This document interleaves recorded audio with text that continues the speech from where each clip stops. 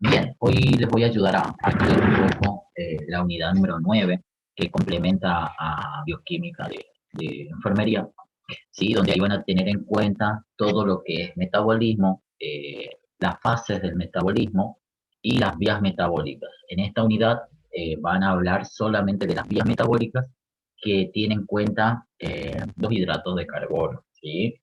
Vamos a hablar de la glucólisis, la descarboxilación, el ciclo de Krebs. Vamos a hablar de la glucogenogénesis, la glucogenolisis y entre otras vías. Bien, empecemos con metabolismo, como un conjunto de reacciones químicas que ocurre en todo ser vivo. Pero ese conjunto de reacciones químicas, ustedes tienen que entender que son fases degradativas, donde las moléculas se van a degradar, se van a romper, y esas moléculas van a volverse a construir en otras nuevas. Entonces, el metabolismo es un conjunto de reacciones químicas, ¿sí? Que ocurre dentro de un ser vivo, ¿sí?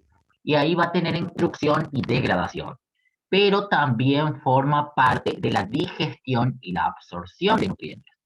O sea, yo tengo que comer un alimento, degradarlo, obtener los nutrientes, y esos nutrientes van a servir pedidos, elementos importantes en el cuerpo. Entonces, el metabolismo nosotros lo vamos a estudiar en dos partes, el anabolismo y el catabolismo. El anabolismo es la fase constructiva o biosintética que tiene lugar la formación de componentes celulares. En este proceso gastamos energía. Entonces, en la fase anabólica, energía. Yo formo compuestos o elementos complejos a partir de elementos simples. En la fase catabólica o catabolismo es la fase degradativa, en donde se van a degradar las sustancias complejas, grandes, y vamos a obtener otras sustancias más simples. Y en este proceso voy a liberar energía. Entonces la fase catabólica es degradativa, transforma una sustancia. Ahí tenemos dos diferencias. El anabolismo gasta energía, el catabolismo libera energía. El anabolismo construye o forma componentes, el catabolismo obtiene nutrientes, degrada la molécula. ¿Entiendes? Bien, acá vamos a empezar a estudiar, ¿sí?, un proceso muy importante que se llama glucogenogénesis. Bien, la glucogenogénesis es el proceso de formación de glucógeno a partir de la glucosa libre, ¿sí?, que se encuentra en la sangre. ¿Dónde ocurre este proceso? Ocurre un 5% en el hígado y un 1% disminuir la glucosa en sangre y la envía a esos órganos. Tiene un efecto hipoglucemiante y acá interviene la insulina. Hay una ayuda a memoria, ¿sí?, donde ustedes hablan de la palabra génesis. Entonces, la palabra génesis, nosotros nos vamos a vocablos de la Biblia, el génesis es la creación. Entonces, este es un proceso donde estoy creando glucógeno a partir de la glucosa que se encontraba libre en la sangre. Y una vez que esa glucosa está libre, la voy a enviar al hígado y al músculo, y ahí se va a transformar en glucógeno. Ese proceso se llama glucogenogénesis. En ese interviene la insulina. ¿Y qué efecto produce? Un efecto hipoglucemiante. Baja los niveles de glucosa en la sangre e ingresa al interior de las células o tejidos. Bien, glucogenolisis. La palabra lisis es degradar. Entonces, la glucogenolisis es un proceso de degradación de glucógeno para poder liberar glucosa. O sea, el proceso inverso. La glucogenolisis hepática va a mantener el nivel de glucosa, tejidos, al sistema nervioso, a los eritrocitos, son fuentes de energía, y este proceso aumenta la glucosa en la sangre. Tiene un efecto hiperglucemiante. En cambio, la glucogenolisis muscular solamente sirve para suministrar glucosa al propio músculo. En cambio, la del hígado proporciona glucosa a todo el cuerpo, o sea, a la sangre. Acá interviene el glucagón, la hormona opuesta. Bien, entonces, para poder entrelazar estos dos temas, termina en génesis, es crear, construir. Entonces, eso es anabólico. La glucogenogénesis es un proceso anabólico. La glucogenolisis, estoy rompiendo, estoy degradando. Entonces, este es un proceso catabólico. Y voy a liberar energía en ese proceso. Bien, Después tenemos la gluconeogénesis. Entonces, gluco es glucosa, neo es nuevo y génesis es crear. Entonces, es un proceso donde yo voy a crear, ¿sí? Donde yo voy a sintetizar nueva glucosa a partir de obtener glucosa a partir de lípidos y a partir de la proteína. Entonces, acá es, ¿sí? Como dice génesis, es un proceso anabólico. Pero dice gluconeogénesis, es donde estoy creando nueva glucosa a partir de otras sustancias que no son la glucosa o no son hidratos de carbono. Bien, después tenemos las vías de las pentosas, ¿sí? Acuérdense lo que era una pentosa. Una pentosa era un azúcar que tenía 5 carbonos. Pero ¿cómo llegó a ser 5 si nosotros en realidad tenemos como nutriente a la vía de las pentosas? Ocurre en el hígado, la corteza suprarrenal, en el tejido adiposo, en los eritrocitos, en las glándulas mamarias. ¿Y qué pasa? Se degrada la glucosa para transformar, se degrada una exosa de 6 carbonos como la glucosa y la transforma en una de 5 carbonos que es la pentosa, la ribosa. ¿Y por qué la transforma en ribosa? Porque la ribosa es un elemento importante para formar la estructura del ARN y el ARN es imprescindible para la síntesis de proteínas.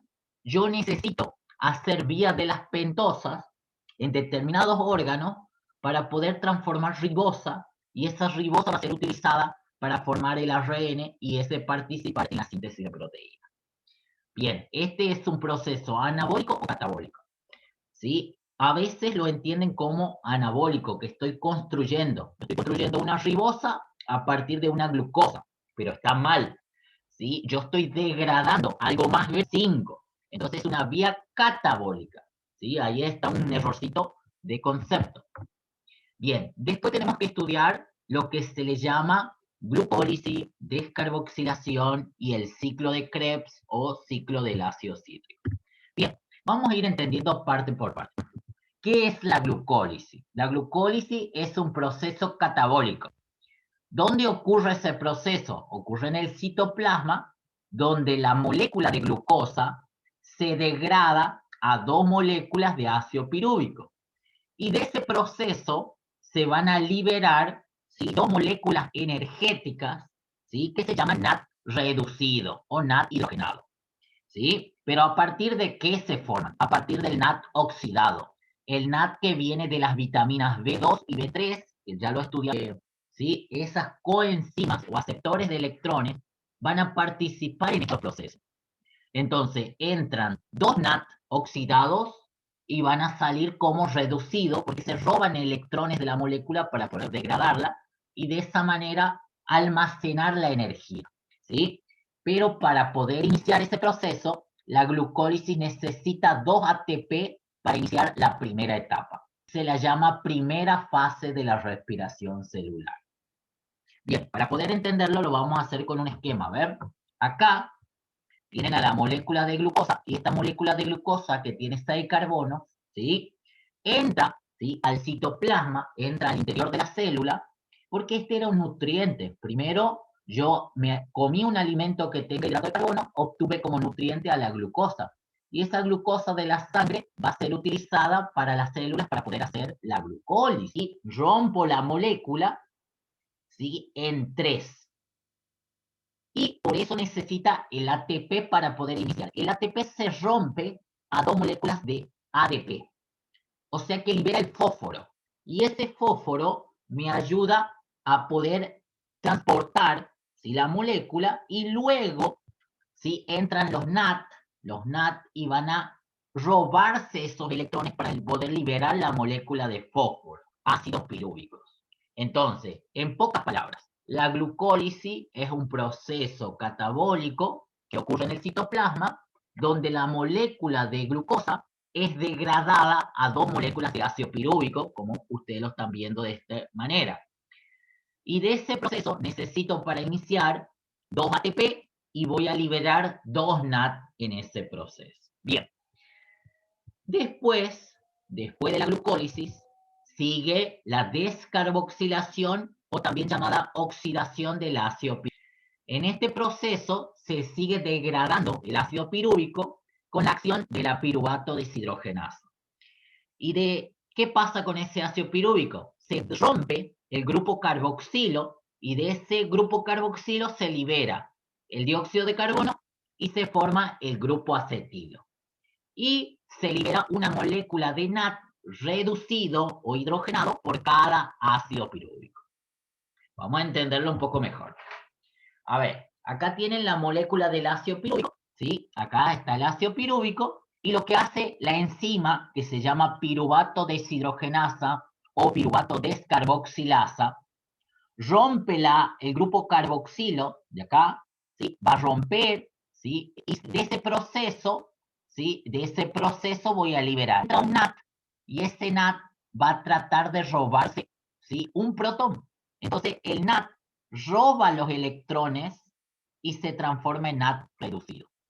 Y ahí ya nos va a quedar una molécula que se llama grupo acetilo. Y ese grupo acetilo es el que se va a transformar nuevamente en una coenzima, el acetilcoenzima A, que se va a ir al ciclo de Krebs. Bien, entonces, resumen. ¿Qué es la descarboxilación? Es un proceso donde el ácido pirúvico se va a volver a degradar y se va a transformar y va a liberar un NAT reducido por cada ácido pirúvico que entra a ese proceso. Luego entra lo que se le llama ciclo de Krebs, ¿sí? El ciclo de Krebs, o también llamado ciclo del ácido cítrico, ¿sí? Es un proceso donde inicia con el acetil-CoA. Bien, a ver, ¿qué hace el acetil-CoA que recién formé? Se dirige a la matriz mitocondrial y allí se va a combinar, a formar lo que se le llama ácido cítrico. Y ese ácido cítrico se va a ir deshidratando y va a ir liberando moléculas de desecho, como son 2-dióxido de carbono, y se van a ir liberando moléculas de tipo energéticas. 3 NAT, un GTP, un FAT, y al final de ese ciclo se va a reconstruir la molécula de oxalacetato. Esto es lo que se le llama segunda fase de la respiración celular. Vamos a estudiarlo un poco mejor. Ahí tenemos el ciclo. Entonces nosotros tenemos que entender que el primero que inicia el ciclo es el acetil-CoA. El acetil-CoA que se forma en mitocondrial y se combina con el oxalacetato. Este tiene 2 carbonos y este tiene 4 carbonos y se va a transformar en un compuesto que se llama ácido cítrico o citrato. Y ahí va a construir una molécula de 6 carbonos. Esa molécula, ¿sí?, se va a ir deshidratando y se va a transformar en isocitrato. Ese isocitrato libera un dióxido de el NAT oxidado y ahí se transforma en alfa-cetoglutarato. Ese alfa-cetoglutarato libera otro dióxido de carbono y otro NAT reducido, pero a partir del NAT oxidado. Y ahí se transforma en acetil-CoA. Bien, acá el acetil-CoA, el succinil-CoA, que todavía tiene adherido a la coenergética que se llama GTP. La diferencia es que este tiene guanina, guanosin-trifosfato, y el ATP es adenosin-trifosfato. Una vez que el succinil-CoA se transforma en succanato, tiene que hacer otro proceso, se transforma en fumarato. Y ahí libera, ¿sí?, a partir del FAT oxidado, se transforma en FAT reducido. Y allí se transforma en malato. El malato libera la última molécula energética, el último NAT reducido, y se reconstruye la molécula de oxalacetato. Bien, Luis, el acetil-CoA. ¿Con quién se combina? Con el oxalacetato. ¿Dónde ocurre esto? En la matriz mitocondrial. ¿En qué se transforman? En ácido cítrico. ¿Cuáles son las moléculas que va liberando? Libera 2 dióxidos de carbono, uno acá en el isocitrato y otro en el alfa-cetoglutarato. ¿Qué más libera? Moléculas de tipo energética. 3 NAT, 1, 2 y 3 acá. Entonces, ¿dónde? En el alfa-cetoglutarato. Y el tercero, ¿sí?, a nivel del malato para poder reconstruir el oxalacetato. ¿Dónde más? El GTP, ¿dónde se liberó? A nivel del succinil-CoA. Y el FAT a nivel del fumarato. Entonces, todas esas son moléculas energéticas que contienen los electrones y luego se van a transformar en ATP. Entender que es un ciclo donde inicia el acetil-CoA, pero el acetil-CoA proviene del ácido cítrico, ¿sí? Proviene del ácido pirúvico, pero este ácido pirúvico eran dos que se había formado de la glucólisis. Entonces nosotros tenemos que entender que este ciclo de Krebs se realiza dos veces. Entonces, si yo digo, se formaron 3 NAD, un GTP y un FAT, está por duplicado. Entonces, entra el segundo acetil-CoA. Eso tienen que entenderlo perfectamente. Bien, después del ciclo de Krebs, ocurre un proceso que se le llama cadena de transporte de electrones. Bien, en ese último proceso, chicos, ¿sí? Ocurre a nivel de las crestas. Entonces, ¿qué pasa? Interviene una enzima que se llama ATP sintetasa.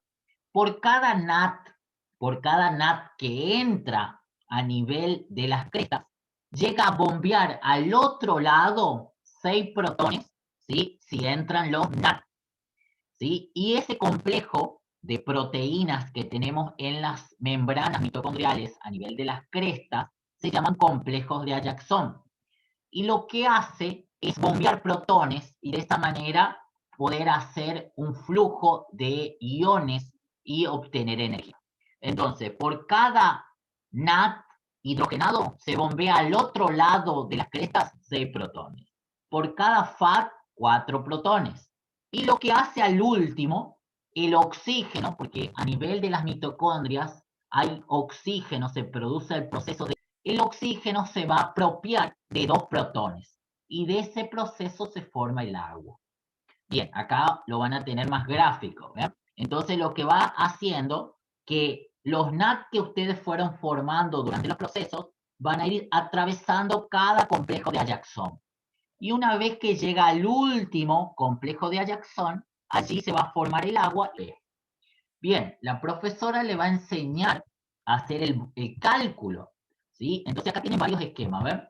El ciclo de Krebs, ¿ven? Entra primero el acetil-CoA, inicia el ciclo de Krebs dentro de la matriz mitocondrial, ¿ven? Y luego hace la cadena de transporte de electrones y ahí se libera el ATP.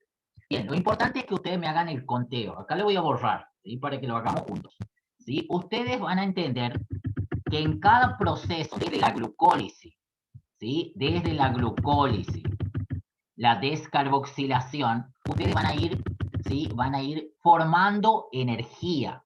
Y eso ocurre al final del ciclo, cuando llega a la cadena de transporte de electrones. No es que ocurre dentro de la glucólisis, no es que... Bien, bueno, vamos a hacer el conteo. A ver, en la glucólisis, ¿qué es lo que yo hice? Formé 2 NAT. Formé 2 NAT, ¿sí? A partir del NAT oxidado. Este es el NAT reducido. Por cada NAT se forman 3 ATP. Entonces acá yo lo voy a multiplicar por 3. ¿Sí? Bien. En la oxidación del ácido pirúvico. Por cada ácido pirúvico ustedes formaron un NAT, ¿sí? Hidrogenado, un NAT reducido. Pero en realidad eran 2 ácidos pirúvicos. Entonces yo ya digo que un NAT por cada ácido. Un NAT por cada ácido. O sea que son 2 ácidos pirúvicos, entonces por 2. Entonces me va a dar un total de 2 NAT. 2 NAT. Y cada NAT equivale a 3. Entonces, por 3. Entonces, en total, la oxidación del ácido pirúvico forma 6 ATP. Bien. En el ciclo de Krebs, a ver, veamos qué pasa en el ciclo de Krebs. En el ciclo de Krebs, yo había formado, acuérdense que el ciclo es 2 veces. Entonces, 3 NAT, un FAT y un GTP. Bien, cada NAT equivale a 3. Entonces acá yo lo multiplico por 3. Entonces me va a dar 9 ATP. Vamos bien. Por cada FAT, acá hay una confusión, se forman 2 ATP. Entonces acá se multiplica por 2. Y me va a dar 1 por 2, 2. 2 ATP. Y por cada GTP, como el GTP es primo hermano del ATP, son iguales. Entonces ya es un ATP. Entonces, ¿cuántos ATP formó el ciclo de Krebs? En total, si sumo 9 más 2 más 1, ¿sí? Y si yo lo multiplico por 2, porque es 2 veces el ciclo, me da 24. Y ahí tenemos 24. ¿Cuánto ATP forma todo este proceso? Desde la glucólisis hasta lo que ocurre a nivel de la cadena de transporte. Entonces, si sumo todo, me da 36 ATP. Pero algunas biografías dicen que son 38. ¿Pero por qué le dice que es 38? Porque tiene en cuenta los 2 ATP con el que ustedes iniciaron, ¿sí? O sea que yo inicié con 2 ATP que me prestaron para poder empezar el ciclo. Eso también lo complementan algunas biografías. Otra forma de resolverlo, si yo hago el balance total, en la glucólisis, yo ya me fijé, teníamos 2 NAD. A ver, 2 NAD más, si sumo, a ver, los de la descarboxilación son otros 2 NAD.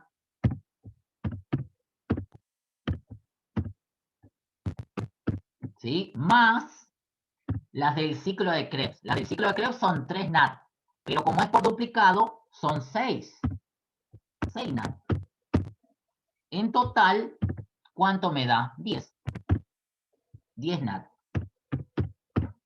Bien, cuando vamos a los GTP, el GTP se formaba en el ciclo de Krebs, pero es 2 veces el ciclo. Entonces, un GTP lo voy a multiplicar por 2, porque es 2 veces el ciclo. Entonces son 2 GTP. Y después tenemos el FAT. Un FAT lo multiplicamos por 2 porque es 2 veces el ciclo. Me va a dar un total de 2 FAT. Bien. Y ahora yo lo que voy a hacer es multiplicar. Entonces, si yo digo tengo 10 NAD, cada NAD me da 30 ATP. ¿Me van siguiendo? El GTP ya es igual al ATP. Entonces, si son 2 GTP, ya son 2 ATP. Ahí ya son 32. Y cada FAT equivale a 2 ATP. Entonces, acá de vuelta por 2. Y ahí me da 2 por 2, 4. ¿Cuánto tenemos en total? 30. Más 2, 32. Más 4, 36. 36 ATP. ¿Sí? Se forma al final de todo. Bien. Si ustedes lo relacionan con el proceso de la respiración, nosotros tenemos que entender que todos esos procesos donde formé dióxido de carbono, agua y se liberó la energía, todo empezó desde la molécula de glucosa. Entonces la molécula de glucosa era esto: carbono 6, hidrógeno 12, oxígeno, oxígeno 6. Más la oxidación, porque en ese proceso ocurre la oxidación, y se va a obtener que dióxido de carbono, y ustedes recuerdan que este dióxido de carbono se formó cuando se ocurrió la descarboxilación y cuando entramos al ciclo de Krebs. O sea que estos dióxidos de carbono son los que se formaron acá, en el ciclo de Krebs. Miren, acá tienen dióxido formando los dióxidos de carbono dentro de los procesos. Y también ocurrió acá, cuando yo descarboxilé al ácido pirúvico. ¿Ven? Acá tenemos un dióxido de carbono. Por eso es importante que ustedes entiendan estos procesos. Bien, y ahora más el agua. Y si recordamos dónde se forma el agua, ¿a dónde se formó el agua? Al final de la cadena de electrones. Miren, el oxígeno capta 2 protones y se forma el agua. O sea que cada vez que nosotros respiramos, oxidamos la molécula de glucosa, formamos el dióxido de carbono y formamos el agua que se libera. Y al final de ese proceso oxidativo se libera energía. Y esa energía es lo que le llamamos ATP. Bien. También, ¿sí? Obviamente, lo pueden complementar al estudio, ¿sí? Para poder entender un poco mejor estos procesos. También en la plataforma, también tienen los videos, ¿sí? A ver, vamos a ver. Si a ustedes les parece, también tienen los videos del ciclo de Krebs, ¿ven? Acá. Esto también le va a complementar, que son partes de para entender el ciclo.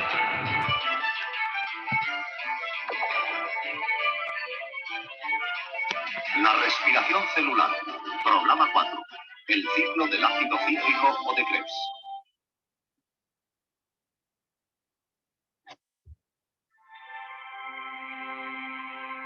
Hace unos 1500 millones de años empezó el primitivo proceso de la glucólisis. Después, a medida que el oxígeno se acumuló en la atmósfera, la vida se fue extendiendo sobre la Tierra. Y la supervivencia dependió de la disponibilidad de grandes reservas de energía, mucha más de la que la glucólisis puede proporcionar. Al convertirse una molécula de glucosa en piruvato, la glucólisis genera 2 moléculas de ATP. Sin embargo, estos 2 ATPs representan solo un 2,2% de la energía disponible. El resto se guarda como piruvato y NADH y se pierde en forma de calor.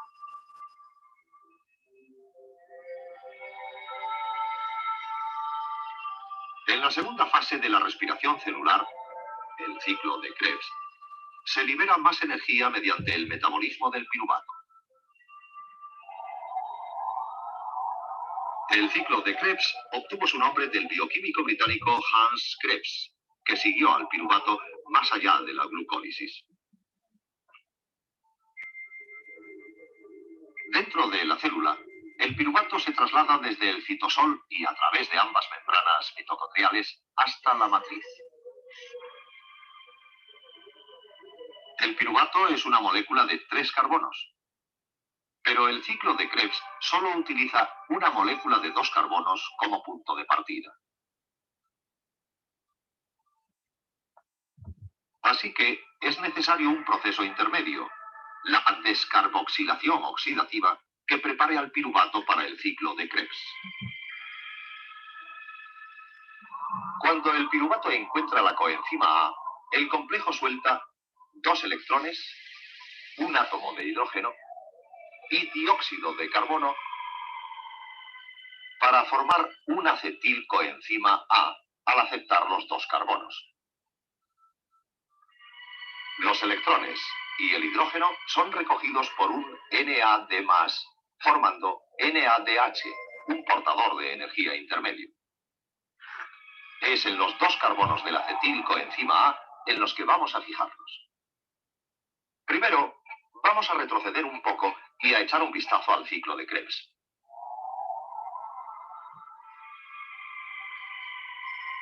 Los 2 carbonos del acetilcoenzima A se unen en un compuesto de 4 carbonos residente, produciendo un compuesto de 6 carbonos. A través de varias reacciones, se liberan 2 átomos de carbono. Pero es la liberación de la energía lo que nos interesa, la energía que hay en el ATP y otros portadores intermedios.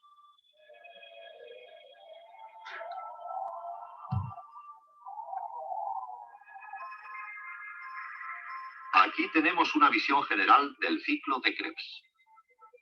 Ahora vamos a ver el ciclo con más detalle, lo que nos revelará cómo se generan las cargas de energía. El acetilcoenzima A enlaza con un oxalacetato de 4 carbonos y produce ácido cítrico de 6 carbonos. El ácido cítrico pierde agua y forma el aconitato. El aconitato recoge entonces el agua y la trata para formar el isocitrato.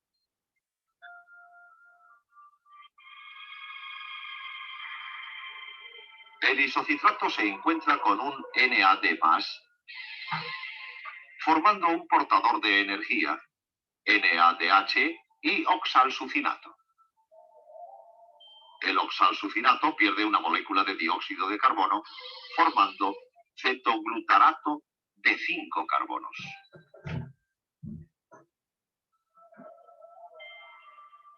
El cetoglutarato se une a la omnipresente coenzima A y libera dos electrones, un hidrógeno y dióxido de carbono para formar el succinil coenzima A. Una vez más, los dos electrones y el hidrógeno forman un portador de energía, NADH. El succinil coenzima A reacciona con el ADP y un fosfato, liberando coenzima A y un ATP, formando succinato.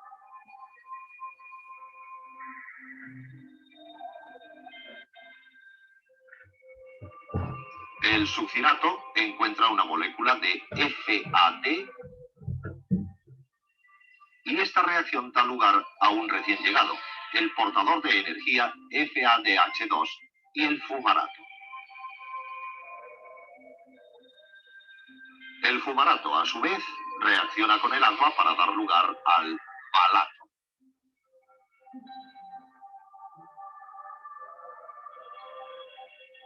En la reacción final, el malato encuentra un NADH+, y produce el último portador de energía, NADH, regenerando el oxalacetato. A lo largo de una serie de 10 reacciones escalonadas, el oxalacetato se transforma en distintos reactivos y se recicla otra vez a oxalacetato.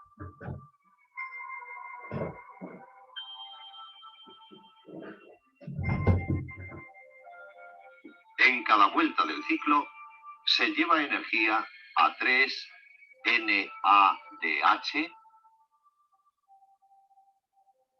y un ATP. Y un FADH2 resulta expulsado junto con el dióxido de carbono. Los átomos de los dos carbonos que entraron en el ciclo se expulsan como dióxido de carbono. Así que la finalidad del ciclo de Krebs es producir energía útil y así la energía introducida como acetil coenzima A fue transferida al ATP y los portadores intermedios.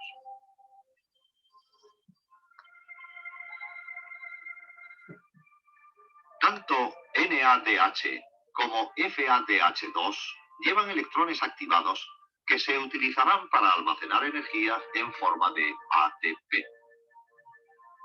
Vamos a volver a la molécula original de glucosa y repasar su transformación. La glucólisis generó dos moléculas de piruvato, dos ATPs y dos NADHs. Los dos piruvatos entraron en la descarboxilación oxidativa y produjeron dos moléculas de acetilcoenzima A, dos moléculas de dióxido de carbono y 4 moléculas de NADH. Como en el ciclo de Krebs participan dos acetilcoenzima A, tengamos en cuenta que el ciclo da dos vueltas.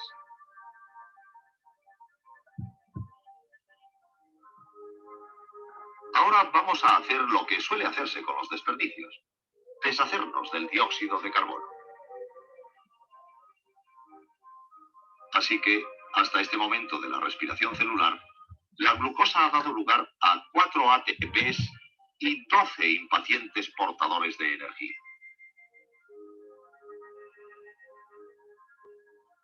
En el siguiente programa veremos cómo estos portadores intermedios de energía entregan una carga de ATP.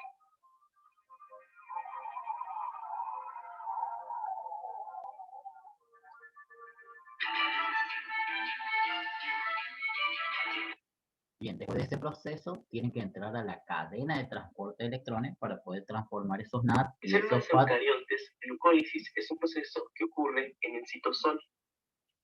Y por su parte, ciclo de Krebs ocurre en la denominada matriz mitocondrial. Durante dichas rutas metabólicas se obtienen a los denominados acarreadores de alta energía, el NAD y FAD.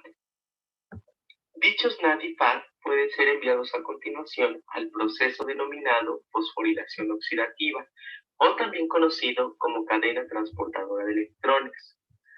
Los complejos que participan en dicho proceso están ubicados en la membrana mitocondrial interna.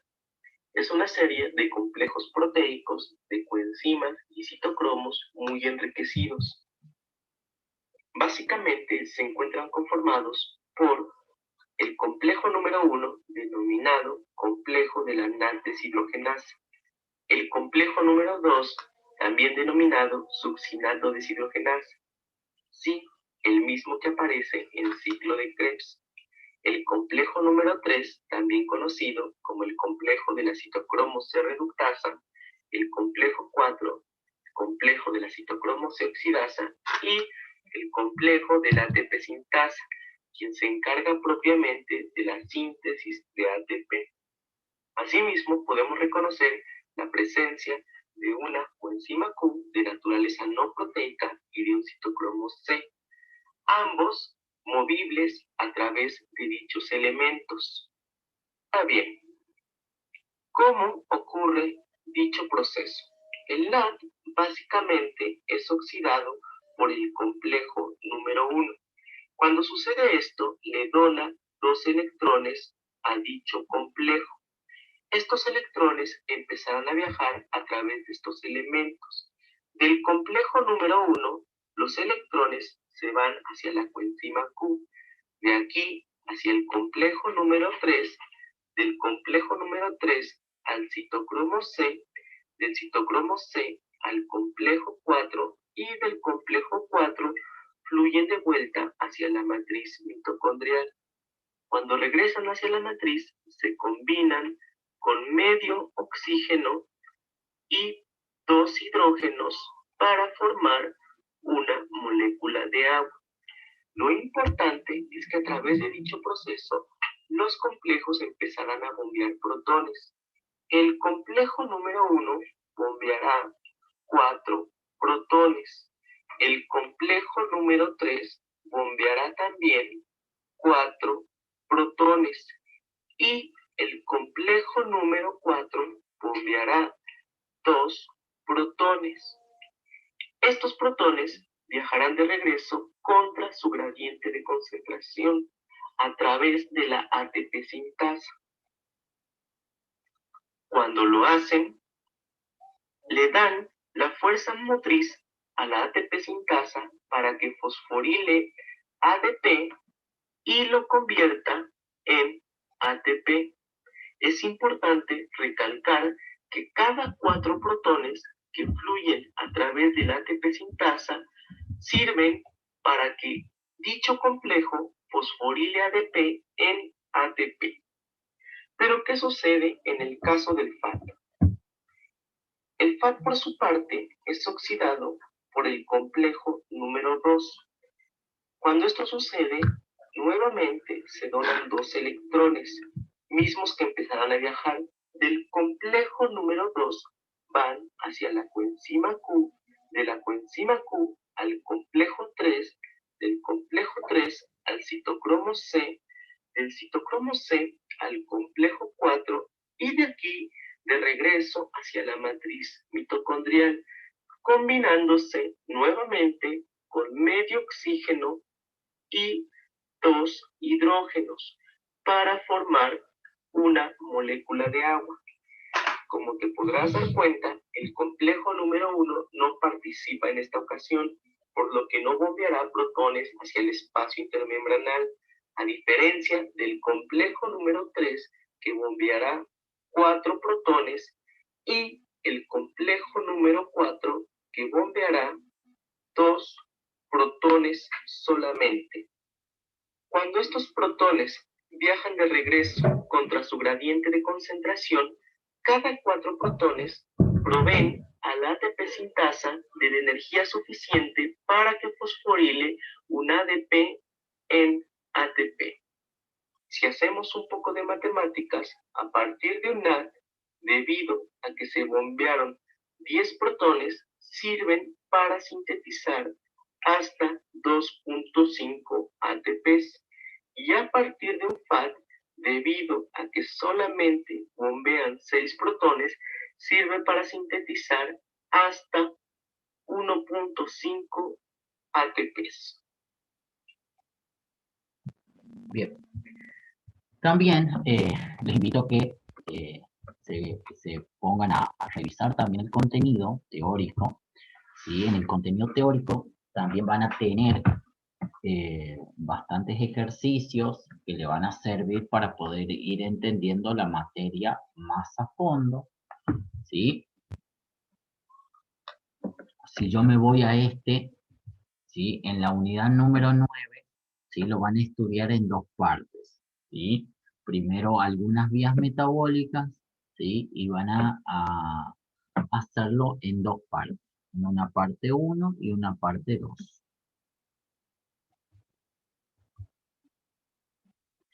Si me voy al contenido teórico,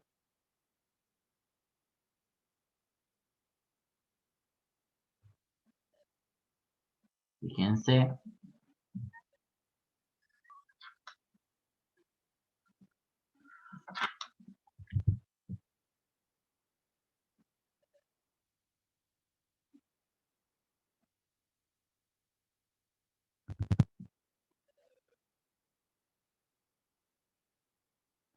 bueno, en el contenido teórico le vas a hablar todo lo que hicimos, pero en forma más explicativa, más a fondo.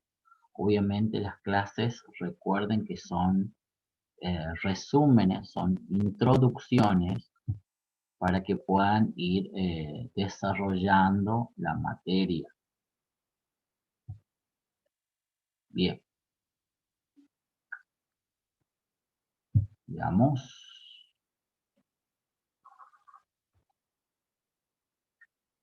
Si ustedes se van a la unidad didáctica, la primera parte de ese proceso, bueno, empieza a explicar todo lo que es el metabolismo. ¿Bien? Van a tener un cuadro conceptual para poder ir completando. ¿Bien?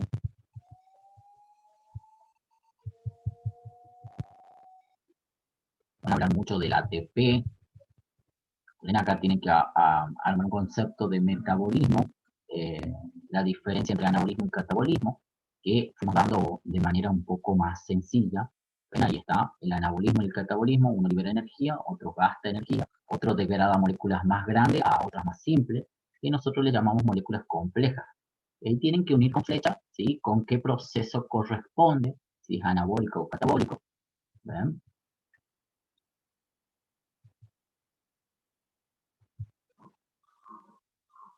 Acá está la glucogenogénesis y la glucogenólisis dentro de la biografía. ¿Ven?